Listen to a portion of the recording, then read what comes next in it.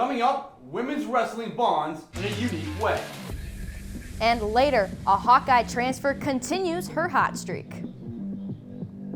Welcome to DITV Sports in the Zone. I'm Colin Carruthers. And I'm Elise Gann. We are going to give you a look at everything going on in Hawkeye athletics. And Elise, when we look at what happened this past week, it just feels like we take a deep breath and not that I love it, but there wasn't too much going around Iowa City this week. No, only 3 home appearances all across Iowa athletics. Yeah, well, with only 3 appearances, let's just see what they looked like through Iowa athletics this past week. Starting off with women's basketball at home against the Rutgers Scarlet Knights on Thursday, February 13th. Had a little bit of a slower start, slower scoring game, but Lucy Olsen taking control, doing her thing. Turned into the mid-range shot to the Lucy Olsen shot. She dropped 27 points on their way to win 55-43 over the Scarlet Knights. And number 3 ranked Iowa Wrestling today took on the Northwestern Wildcats in their final conference duel of the regular season in the 157. Miguel Estrada lost the opening bout, but Iowa went 9-0 from there, taking the overall landslide win 37-3 against the Wildcats. Iowa Gymnastics also in action earlier today. They had a quad this past Friday where they finished 4th against Bama, Missouri, and Illinois. But Illinois coming up to Iowa City where they fell to the Iowa Hawkeyes, who had a tremendous day on the floor, a season high total on 49 points as Iowa took home the win. But there were still some Hawkeye athletics away from campus, starting with the Hawkeye golf team who competed in the Puerto Rico Clasico last week.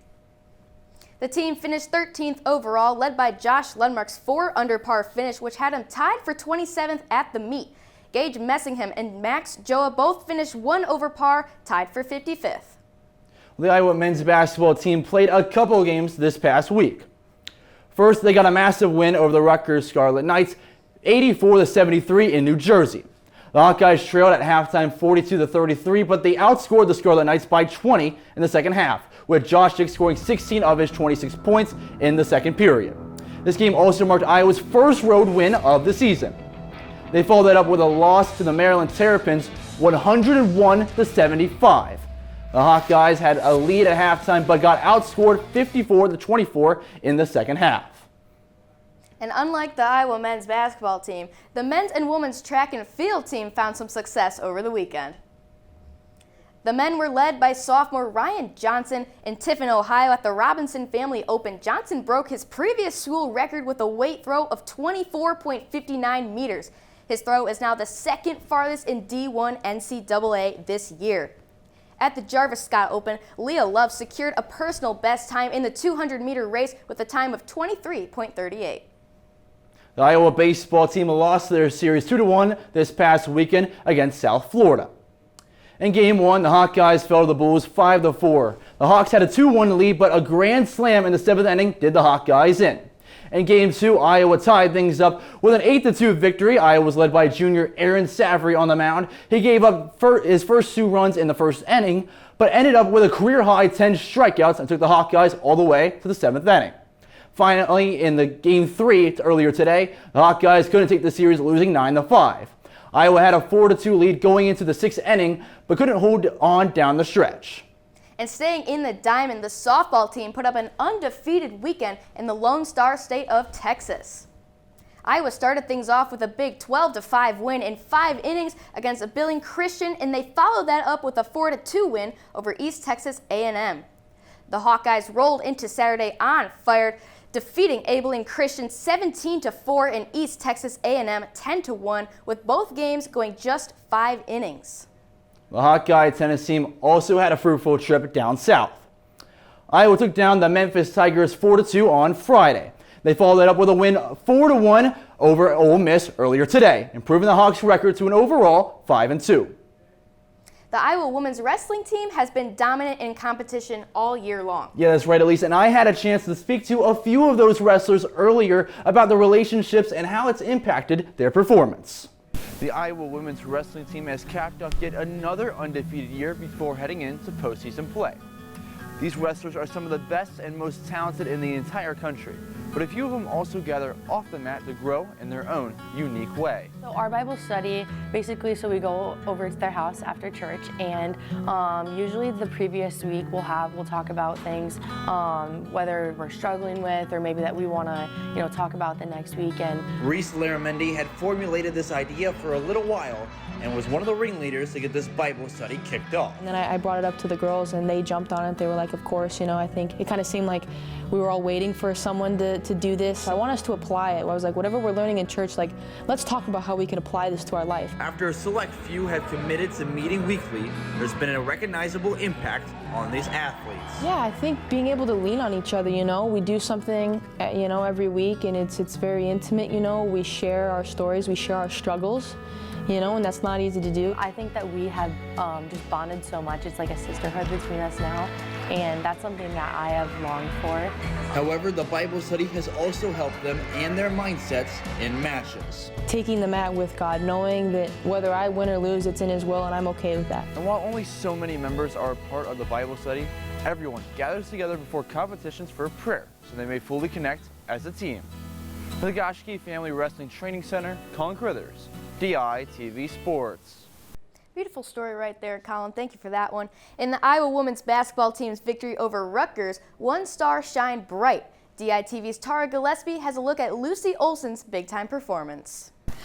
Last season, Caitlin Clark and Juju Watkins were known as the top scorers in the NCAA, but number 3 was number 33, Lucy Olson, and tonight she showed that by scoring 27 points against Rutgers. Olson transferred from Villanova to play for the Hawkeyes her senior year, and although it is definitely a leap of faith for her, she's finally beginning to find her groove in the black and gold. I think, like Sid said, I'm getting more comfortable in the offense. I'm finding where the shot opportunities are instead of trying to force something and make something happen. I think whatever the game brings, we won at Minnesota. I didn't have a crazy night there. We were so good that anybody can step up any night, and the last few, the ball's just been falling for me. The Hawkeyes describe themselves as sluggish to start, with many key players not hitting their shots. But Olson acted as that driving force on offense to push the Hawkeyes forward after a close first quarter. I'm glad that she's fallen into that flow and she's able to get us a bucket when we need one. And tonight was also a milestone for Olson as she reached 500 career assists.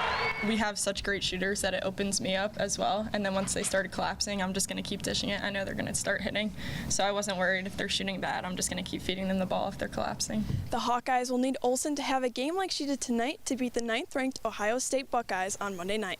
From Carver Hawkeye Arena, Tara Gillespie, DITV Sports. Well, now that we've had a chance to see what happened last week for Iowa athletics, it's time to look at where Iowa stands in their major sports teams. That's right. We have DITV's Joel Keller in the studio with us. Joel, was there some movement in the standings this week? Thanks, guys. Yeah, a lot of movement here on my board. The Big Ten standings here, starting with men's basketball.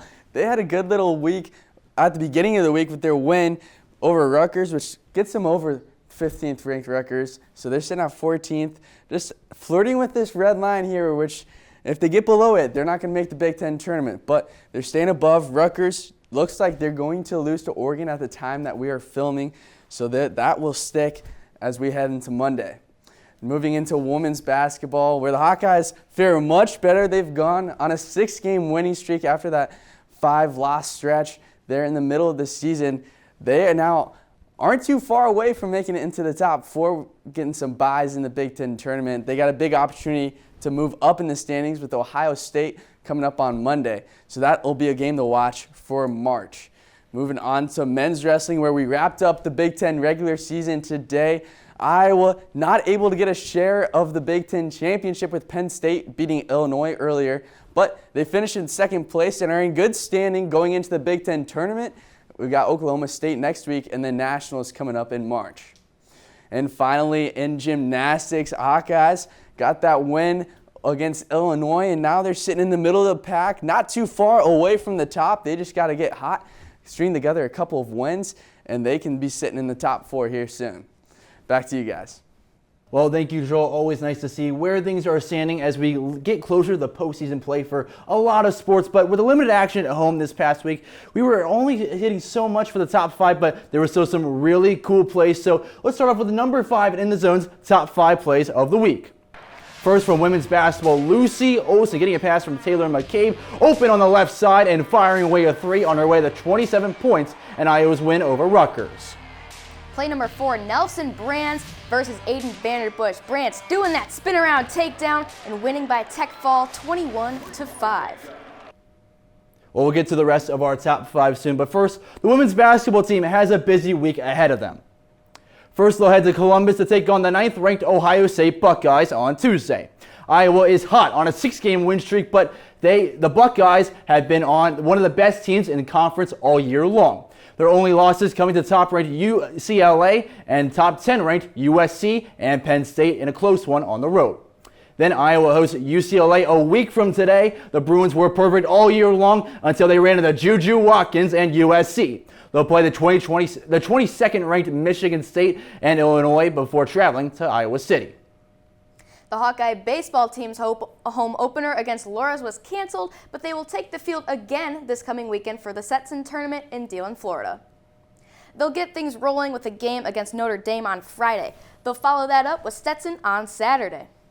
And finally, they'll play UMBC on Sunday to round out their time in Florida. The Hawkeye swim and dive team will dive into Big Ten championships this week. They'll head to Columbus, Ohio for the start of the Big Ten championships on Wednesday, and they'll finish things up on Saturday. The men's basketball team has a couple of matchups with new Big Ten teams this week. First, they host the Oregon Ducks on Wednesday. The Ducks entered this one after snapping a 5-game losing streak. Last week, they're currently 10th in the Big Ten. Then, Iowa will host the Washington Huskies. Washington is trying to stay alive in the race to Indianapolis. They currently sit at 16th in the Big Ten. Plenty of action to follow on the track this week. The track and field teams will split their weekend across 4 meets. On Friday, teams will compete in the Matador qualifier in Lubbock, Texas, and the Arkansas qualifier in Fayetteville, Arkansas. However, some athletes will stay in Iowa City for the Iowa Open. The final meet of the weekend will take place in South Bend, Indiana for the Alex Wilson Invitational. And back to the top 5 plays with number 3. Karina Munoz on the floor with her pass, scoring a career high of 9.925. Iowa, as a team, scored a season high on the floor where they took the victory over Illinois. For play number 2, look who it is again. Nelson Brands revisiting the top 5 on In the Zone again, going underneath and flipping his man for 3 points on his way to help Iowa win 37-3. The Hawkeye softball team will take a state trip to Florida for the FIU Panther Invitational. They'll play a doubleheader on Friday, first playing the Lafayette Leopards and then the FIU Panthers. Then on Saturday, they'll play both the Panthers and the Leopards again to round out the weekend. The gymnastics team also takes a trip northeast this weekend.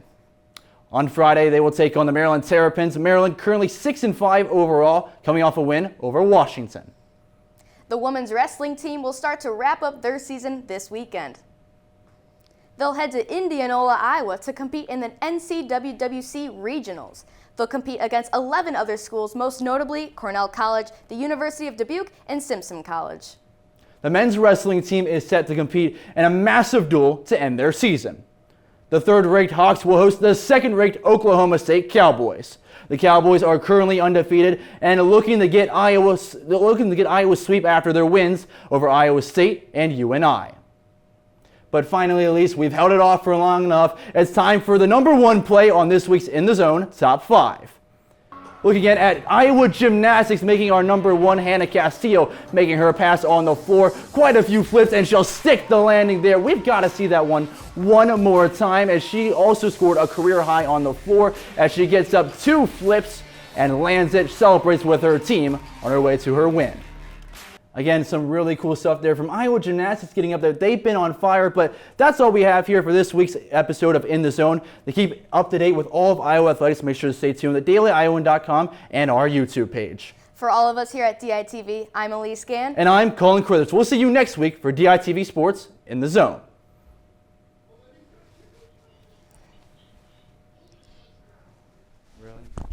Well, they